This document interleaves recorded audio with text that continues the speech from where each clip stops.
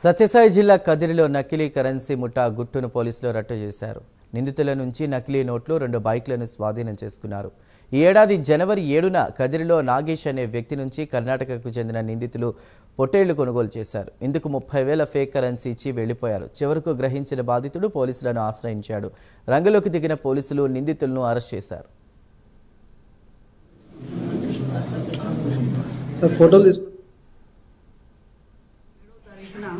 ఉదయం 5:45 కుమ్మరవాండ్లపల్లి మార్కెట్ యార్డ్లో ముదిగుబ్బ ప్రాంతానికి చెందినటువంటి జన్నేపల్లి నాగేష్ అనే వ్యక్తి 2 పొట్టేళ్ళని 2 యువకులకి అమ్మడం జరిగింది. అప్పుడు సీసీ ఫుటేజ్ కూడా రావడం జరిగింది. దానిలో 2 యువకులు కూడా 25 నుంచి 30 ఇయర్స్ మధ్యలో ఉండటం జరిగింది.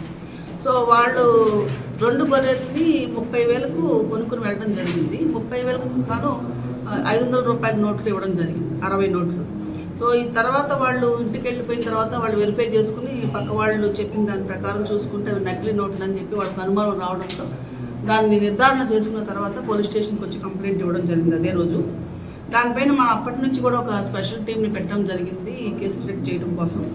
ప్రత్యేకంగా టెక్నికల్ టీము అండ్ సర్వేలెన్స్ టీమ్ని దీంట్లో పెట్టుకొని ఇన్స్పెక్టర్ నిరంజన్ రెడ్డి గారి ఆధ్వర్యంలో దీనిపైన వర్కౌట్ చేసి బాగేపల్లికి చెందినటువంటి వాళ్ళు 4 ముద్దాయిలు కూడా వీళ్ళు ఈ బిజినెస్ని వీళ్ళు చేస్తున్నారు. వీళ్ళు తమ దగ్గర ఉన్న ఒరిజినల్ నోట్లని ఒక వ్యక్తికి ఇచ్చి అతని దగ్గర నుంచి ఫేక్ నోట్లు తీసుకోవడం జరిగింది. సుమారు 2 లక్షల రూపాయల నుంచి 6 లక్షల రూపాయల వరకు తీసుకోవడం జరిగింది.